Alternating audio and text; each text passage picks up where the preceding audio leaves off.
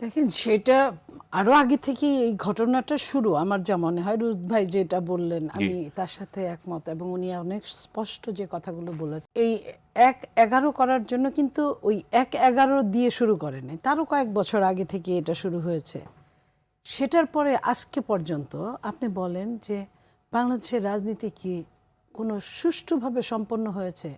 শেখ হাসিনার ৪বার ক্ষমতা নেওয়া, দখল করা, এটা নেওয়া না, এটা ইলেকশন না, এটা ইলেকশনের একটা মহড়া, এটা ইলেকশনের একটা নাটক, বা এটাকে কি বলবো আমি ঠিক বলতে পারছি না। কখনো নিশিরাতে, কখনো বিনা ভোটে, যখন যেটা সুবিধা হয়েছে প্রহসন করেছে, কখনো আমি ডামি।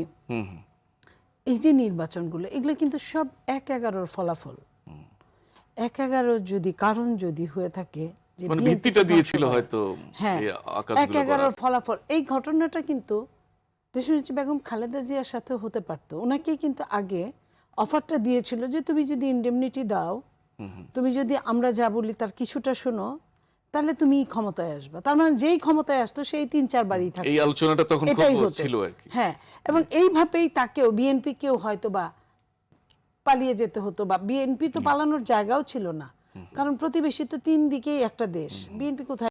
এই জায়গাগুলো বিএনপির আরো খারাপ অবস্থা হতো, যেটা ১-১১তে হয়েছে। সবাই রাতে একখানে যে অ্যারেস্ট করে রেখেছে, কেউ কাউকে দেখে নাই, কান্না শুনেছে, একজন আরেকজনের কান্না শুনে বলছে তুমি কে। এই যে আলোচনা কথা হয়েছে, যেটা পরবর্তীতে আমরা সালাউদ্দিন কাদের চৌধুরী বলেন, আরও যারা যারা ছিলেন ওইখানে, তাদের কথা থেকে আমরা এগুলো পেয়েছি। তো এখন এই জায়গাটায় তারপরে শেখ হাসিনার যে এই প্রহসনমূলক এতগুলো টাইম গেল, একটা আয়না ঘর হলো, আপনার খুন গুম থেকে শুরু করে হেন কিছু নাই যেটা হয় নাই। আপনার র্যাবের যে অবস্থা, অথচ এই র্যাবের জন্য শেখ হাসিনা প্রথম নির্বাচনী ইশতেহারে নবম জাতীয় সংসদে বলেছিলেন যে উনি ক্ষমতায় এসে প্রথমে র্যাবকে বিলুপ্ত করবেন। উনি তো বিলুপ্ত করেনই নাই, বরং অনেক অনেক বেশি ক্ষমতা তাদেরকে দিয়েছিলেন, রাক্ষস বানিয়ে ফেলেছিলেন। শুনি যে কি কোন ইসের মধ্যে কি তার মধ্যে ফেলে 300-400 লোক মেরে ফেলেছে, আপনার অ্যাসিডের যে কি বলে হাউস, হ্যাঁ সেটা, এগুলা প্রক্রিয়ায়, কিংবা আমরা যে শুনি যে আপনার সমুদ্রে ফেলে দিয়েছে, নদীতে ফেলে দিয়েছে, তারপরে আপনার কি বলে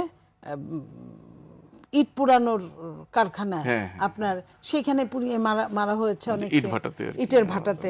তো এই যে এই জায়গাগুলো, এইখান থেকে আপনি কি পাইলাম আমরা আন্দোলন হলো, একটা সরকার পালিয়ে গেল, তারপর আরেকটা ইন্টারিম সরকার আসলো। আমরা যে আশা নিয়েছিলাম যে ঠিক আছে এই লোক তো ভদ্রলোক, কোনো রাজনীতি করে নাই, তার কাছ থেকে একটু ন্যায়ও তো কিছু পাবো, বা এই আপনার খেয়াল আছে, আমি এখানে আরো 2 জন আছে, আমি জানি না তারা কিভাবে নেবেন। আমি অনেক কিছু নিয়ে ইন্টারিম গভর্নমেন্টের উপদেষ্টা যারা অনেক সুন্দর সুন্দর কথা বলতেন, আমাদের সঙ্গে টকশো করতেন, অনেক সুন্দর সুন্দর কথা বলতেন, তারা যদি কোনোদিন ক্ষমতার মুখ দেখে তারা এই করবেন ওই করবেন ওই করবেন, আমরা কিন্তু আবারও লুটপাট ছাড়া কিছুই দেখি নাই। আপনি কি ১-১ সরকারের সাথে এই ইন্টারিম গভর্নমেন্টের কোনো মিল পাচ্ছেন? একদম সিরিয়াস মিল না, শুধু এটা হলো গিয়ে আপগ্রেডেড। আচ্ছা, হ্যাঁ, তো আপনার এক একটা অবস্থা যায়, যে এখন যেমন জেনজির যুগ, তারা যে বুঝা বুঝে আপনার সন্তানরা আমার সন্তানরা, আমরা কিন্তু ওই বুঝাটা বুঝি না, বা আমরা তাদের বোঝাতে ব্যর্থ হই। তা এখনকার সরকারগুলো ইন্টারিমও তাই, আরো আপগ্রেড, কিন্তু নেগেটিভ, পজিটিভ না। তো এই নেগেটিভের অনেক কিছুর পরে একটা সরকার এসেছে, যে সরকারের বয়সটা 1 মাসের একটু বেশি। তো 100 দিন গেলে আপনার হানিমুন পিরিয়ড আপনারা বলেন। এইখানে এই 1 মাস না, 2-4 দিন নিতে নিতে অনেক চ্যালেঞ্জের মুখোমুখি হতে হয়েছে সরকারকে। প্রথমে রোজার দ্রব্যমূল্যের দাম, তারপরে আন্তর্জাতিক যুদ্ধের দামামা, সেই যুদ্ধের তেলের একটা ব্যাপার এসে পড়েই, আমি যেভাবেই বলি না কেন, অর্থনৈতিক চরম পর্যায়ে নিম্নগামিতা, এগুলো সব কিছু মিলে সরকার একটা বড় চ্যালেঞ্জের মুখোমুখি দাঁড়িয়েছে।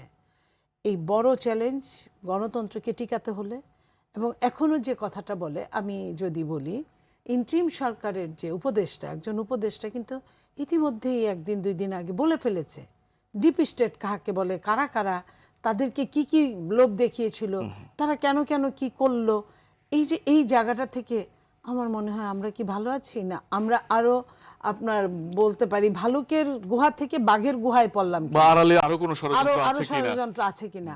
আমি মনে করি যে যারা আজকে সরকারে আছেন তারা, আমি যদিও ওই দলেরই একজন কর্মী, আমি সবাইকে তো সবার সাথে কাজ করার সৌভাগ্য হয় নাই জানি না, তারা যেন এই জিনিসগুলো অন্তত বুঝেন, যে সিরিয়াসলি নেন আর কি। একদম সিরিয়াস কেয়ারফুলি, বি কেয়ারফুলি। আমি এই দেশের মানুষের জন্য এই কথাগুলো বলছি।